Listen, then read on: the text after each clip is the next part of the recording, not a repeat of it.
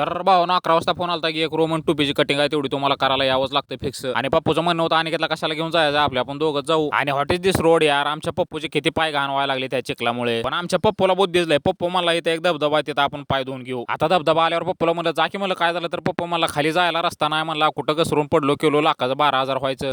बुद्धी बहुत तेज है तुम्हारी. आता काय खराब रस्ता गेला, आता चांगला रस्ता लागलाय म्हणजे आपली गाडी चित्ता जाय नुसता. हे सगळं जाऊ दे हो, पण विषय काय होता माहितीये का, मी जाताना मामा मला कशामुळे टप देत होतं की मी ओव्हरटेक करून गेलो की सनकत येते मला ओव्हरटेक करून जायचं. मला त्यांच्या मार्गाने जाऊन दिलो. मी डायरेक्ट आलो मालकाच्या घरी, कारण आपल्याला इथनं गोडे घेऊन जायची होती कटिंग करायला.